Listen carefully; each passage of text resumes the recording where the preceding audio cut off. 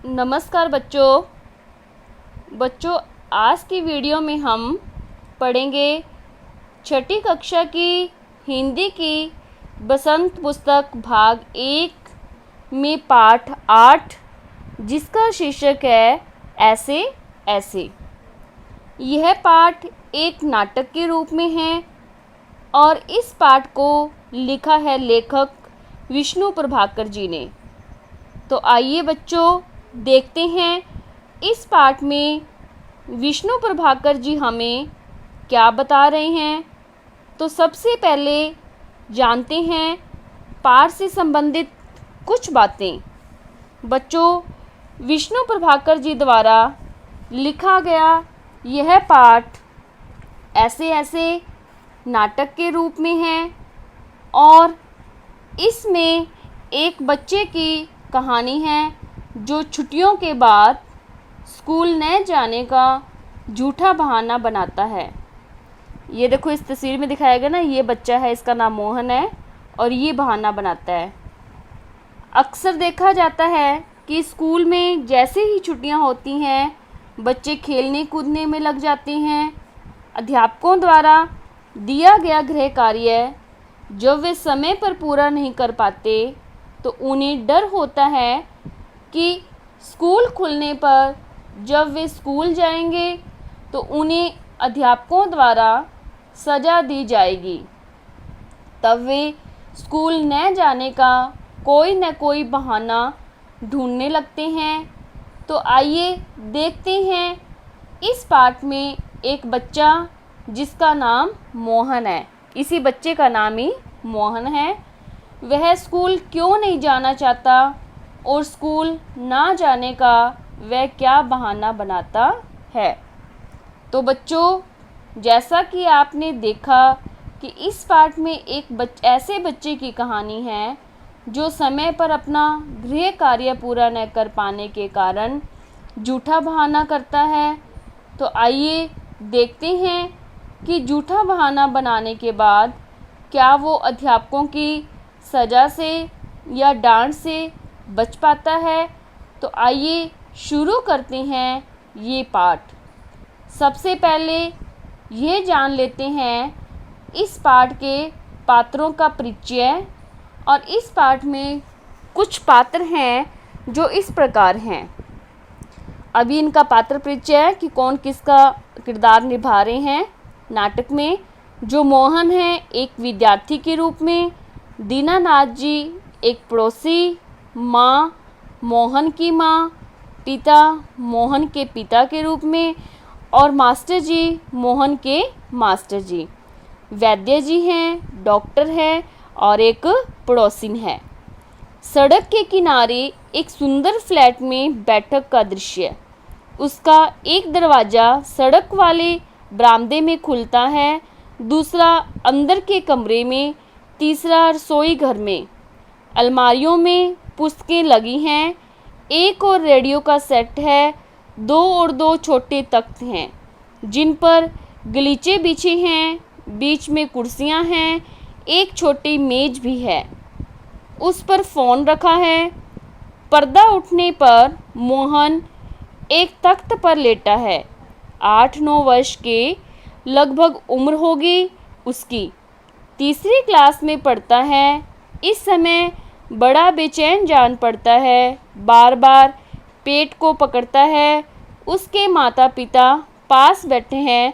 बच्चों, मैं इसका संक्षेप में आपको इसकी जो नाटक है ना इसके बारे में बता रही हूँ, लेकिन आपने विस्तार से अपनी बुक में से पढ़ना है। तो देखो आगे क्या होता है। मोहन 8-9 साल का बालक है। मोहन अपने कमरे में तख्त पर लेटा हुआ बार बार पेट को पकड़ कर करहा रहा है। जैसे ये देखो इस तस्वीर में दिखा रहा है कि इसने पेट दर्द हो रहा है इसका, इसने अपने पेट को पकड़ा हुआ है और इसकी माता जिसको अपनी गोद में लिटाए हुए हैं। उसकी माँ पानी की बोतल से मोहन का पेट सेंक रही है। पिताजी डॉक्टर को बुला चुके हैं। पिताजी ने माँ को बताया कि इसने एक केला और एक संतरा खाया था। दफ्तर से बस अड्डे तक ठीक ठाक आया। पर बस अड्डे पर कहने लगा कि पेट में कुछ ऐसे ऐसे हो रहा है। तब से बार बार पूछने पर बस एक ही बात कहता है कि कुछ ऐसे ऐसे होता है। माँ कहती है कि यह कोई बीमारी तो नहीं है ऐसे ऐसे। माँ ने उसे हींग, चूरन, पिपरमेंट, फिटकरी आदि दे दी है। तभी डॉक्टर का फ़ोन आता है। ये देखो तस्वीर में क्या है, ये उसके पिताजी हैं, वो डॉक्टर से बात कर रहे हैं, ठीक है। तभी डॉक्टर का फ़ोन आता है। पिताजी उनसे मोहन के विषय में बताते हैं और डॉक्टर 5 मिनट में आ जाते हैं। इतने में उनके बीच जो पड़ोसी दीनानाथ जी हैं, लाला दीनानाथ जी, उनका प्रवेश होता है और वो कहते हैं, और दीनानाथ जी कहते हैं कि मोहन तो बड़ा चंचल लड़का है। इसी बीच क्या है, जो वैद्य जी हैं उनका प्रवेश हो जाता है। वैद्य जी उनके घर आते हैं और वैद्य जी क्या करते हैं, मोहन की नाड़ी दबाते हैं और देखते हैं कि इसको क्या है, इस बात का प्रकोप और कब्ज बताकर दवाइयाँ देने की बात करते हैं। और इस बीच डॉक्टर आ जाते हैं, जीभ देखकर बदहजमी की बात बताते हैं और दवा भेजने की बात कहते हैं। इसी बीच कुछ पड़ोसी आकर कुछ नई नई बीमारियों की चर्चा करते हैं। तभी पड़ोसी आते हैं उनके घर, तो वो मोहन की माँ से पूछते हैं कि मोहन कैसा है। तो माँ कहती है कि इसको क्या है, ऐसे ऐसे दर्द हो रहा है, लड़के का क्या है, बुरा हाल हो रहा है, ठीक होने को ही नहीं आ रहा। ये तो जो नई नई बीमारियां हैं, जैसे ये तो क्या है, बच्चों को तंग ही कर लेती हैं, ये माँ और पड़ोसिन कहते हैं। इतने में क्या होता है कि मोहन के घर उनके मास्टर जी का प्रवेश होता है। मोहन के मास्टर जी आ जाते हैं। जैसे कि बच्चों ये देखो तस्वीर में दिखा रखा है, ये मोहन पेट से करा रहा है। इतने में ये इसके मास्टर जी हैं। अब ये मोहन से बातचीत करते हैं, मोहन से पूछते हैं कि उसका यानी कि पेट में दर्द क्यों हो रहा है, क्योंकि मास्टर जी को सारी बात का पता है, क्योंकि उसने काम नहीं कर रखा, इसलिए वो बहाना बना रहा है। तभी मोहन के मास्टर जी आते हैं और वो कहते हैं, कल तो तुम्हें स्कूल आना है, ठीक है, तुम्हारे बिना क्लास सुनी सुनी रहेगी।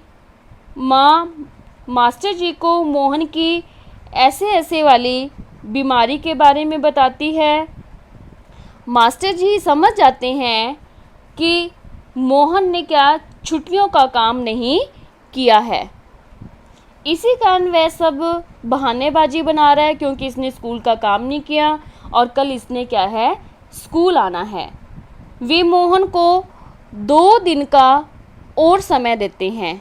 कौन, जो मोहन के मास्टर जी हैं, उनको 2 दिन का समय देते हैं कि 2 दिन की छुट्टी तुम्हें और मिलेगी और उसमें क्या है, आप अपना स्कूल का काम पूरा करोगे और स्कूल का काम पूरा करने के बाद स्कूल आने की बात कहते हैं। यह बात सुनकर माँ ठगी सी ठगी दिखती है, यानी कि क्योंकि मोहन ने उसको झूठ बोला था लेकिन माँ ने उस पर विश्वास कर लिया था।